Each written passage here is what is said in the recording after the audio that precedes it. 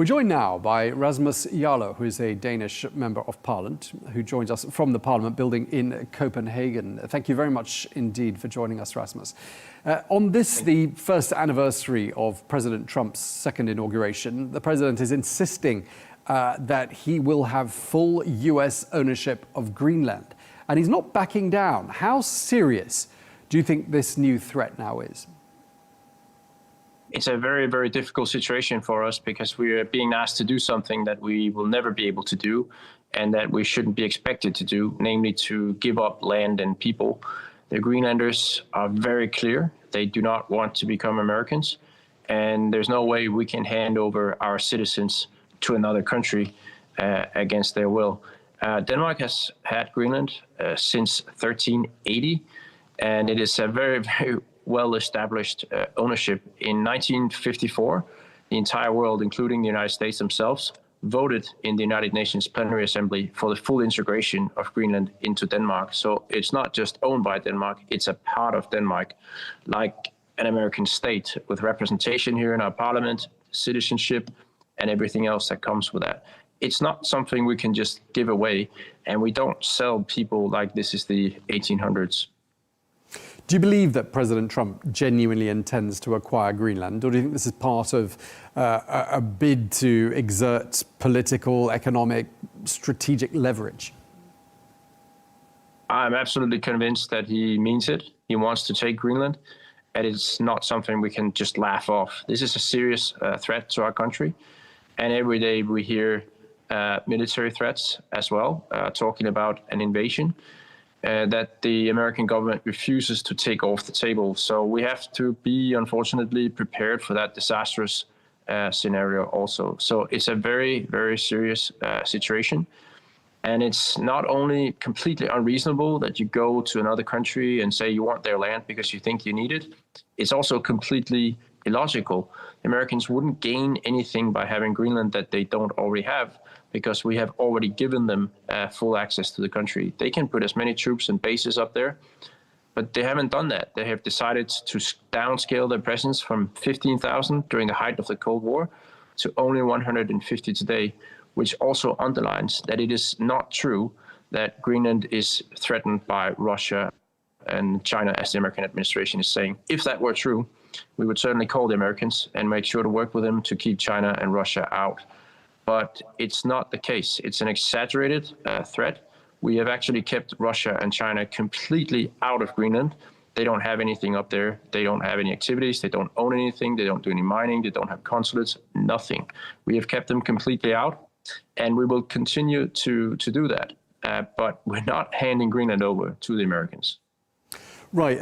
Let's just examine that idea that you just floated past us there, that the United States is serious about potentially using military force to seize Greenland. Were that to happen, how would your country respond?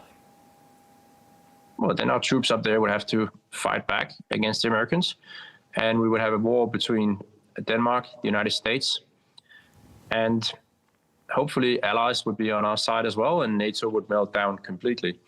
It should be a completely unthinkable scenario, but unfortunately it's a scenario that right now we can't rule that out, and it would be such a disaster and one of the dumbest wars in history.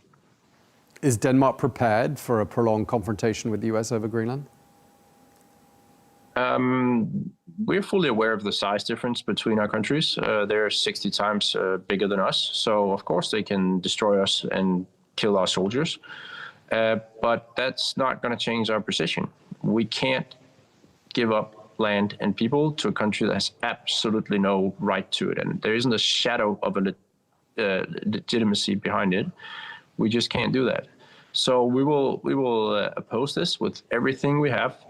And it doesn't matter if we're threatened with tariffs or military invasion or nuclear weapons. That's not going to change our position. We're not giving in to that. We want to talk to the Americans about what we can do for them in Greenland. The door is wide open. If they have concrete mining projects in mind, they're more than welcome.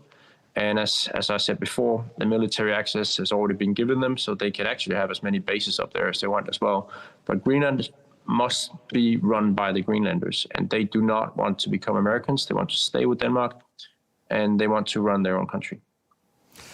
Would you say, I mean, you're speaking to us from the Danish parliament, would you say the entire political establishment, the whole spectrum of Danish political parties and politicians and Danish society are fully united when it comes to this issue of Greenland? Are there any polls or any figures you can offer us? We're completely united in the parliament, where we have 179 members, including some from Greenland. There isn't anybody that wants to hand over Greenland to the Americans. And it's the same in the Greenlandic parliament. Their local parliament, where they have 31 members, it's 31 members that don't want to become part of the United States. They're crystal clear about it. So there's no way we're going to agree to that. And it's not a matter of a price or negotiation or anything. It's that the Americans are talking about, well, if they give a lot of money to the Greenlanders. No, people are not selling their countries, and certainly not to someone who keeps threatening with military force to subjugate them. Russian officials have described Greenland as, quote, a colonial conquest. And they've suggested in the last couple of days that President Trump would go down in history if he took control of Greenland. Does that sound to you like tacit encouragement from Moscow? Well, I agree he would go down in history, but not in a positive way, because it would be an enormous strategic mistake for the Americans. They would burn down the entire Western alliance. They would be alone against China in the future. And why would you want that? To gain nothing in Greenland that you don't already have access to. It simply doesn't make any sense. And we cannot, as a world, we cannot have a situation where we agree that you can just go to another country and say you think you need their land and then just let them take it. We can't do that. We fought against that before as a world. That's why Saddam Hussein was toppled after he invaded Kuwait. That's why most of the world opposes China's intention of taking Taiwan. That's why most of the world opposes Russia in Ukraine. And there's little difference here, because the Americans don't have a good reason for wanting to take land that doesn't belong to them. So we can't agree to that. And I think everybody should be opposed to it. And I also think everybody so far has been quite content with the situation in the Arctic, where Denmark has control over Greenland, because we are big enough to sustain the Greenlandic society with everything that they need. But we're small enough that we don't pose a threat to big powers, and that has actually kept the Arctic as a peaceful, low-tension area. And everybody's been quite pleased with that. So there's really no reason to change that. And Rasmus, you mentioned China there. It's quite interesting hearing what the Vice Premier of China had to say at Davos. He said that we cannot have a return to the law of the jungle, he put it. And that was a specific reference to Greenland. I mean, do you think Europeans and the Danish amongst them could see this as perhaps as an opportunity to rebalance relations with Beijing, if indeed Beijing is largely singing from the same song sheet as you? We don't share a lot of values with China. They have a completely different view on individuals' rights and how to run a society. And we are more aligned with Americans when it comes to the values and the rights of humans and freedom and so on. So it's not natural for us to align with China. And we have kept them out of Greenland very, very effectively.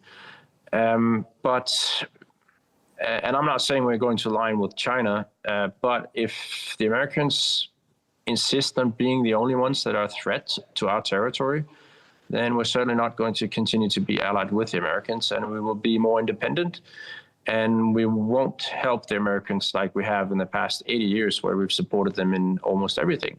Many countries will blame us for having been too loyal to the Americans, for example, in the Iraq war that we participated in.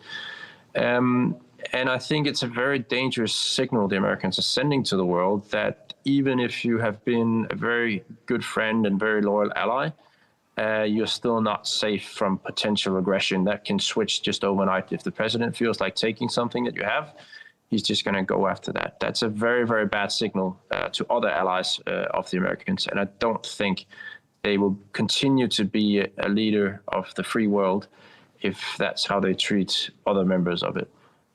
Okay, and I mean, just looking to where things head to from here, I mean, it's reported that Denmark is sending additional troops to Greenland. Do tell me what the latest is on that front. And do you, just going back to what you were saying earlier on, do you really envisage a scenario? Can you imagine a scenario in which those troops are engaged with US troops? We don't want to imagine that scenario because it would be completely absurd. Fighting against an allied country for no reason, for no gain. We don't want to envision that scenario. But of course, when a big power continues every day to talk about how they want to take your territory, yesterday we heard from the American president that now he's saying he doesn't want to work only for peace anymore, and he links that with his claim on Greenland in the same letter. That's very alarming.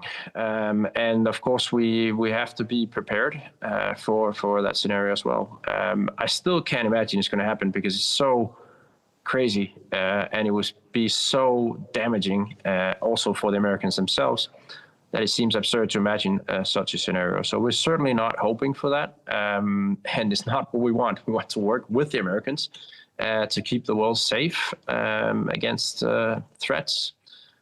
But it's difficult when we wake up every morning to new threats and new accusations about how we're not doing our job in our own country.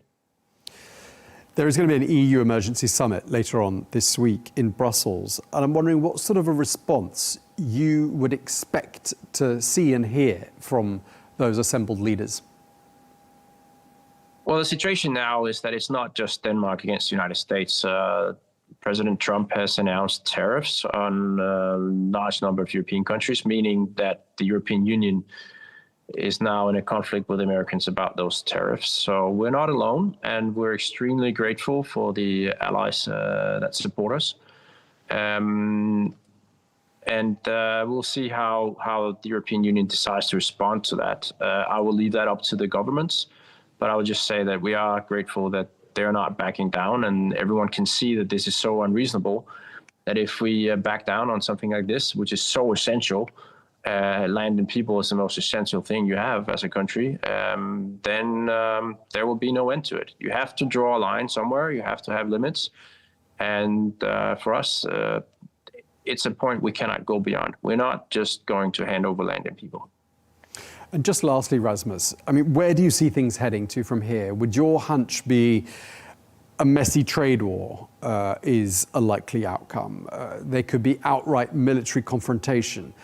Or do you think there'll be an outbreak of common sense and that a brokered solution will be found? What would be your prediction?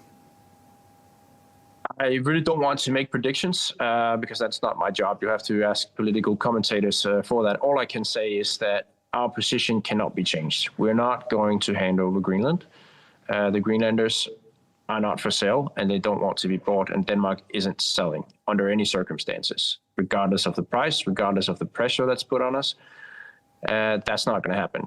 And from there, it's completely up to the American government how much a confrontation this is going to turn into. We hope it won't turn into more of a confrontation than we've already had.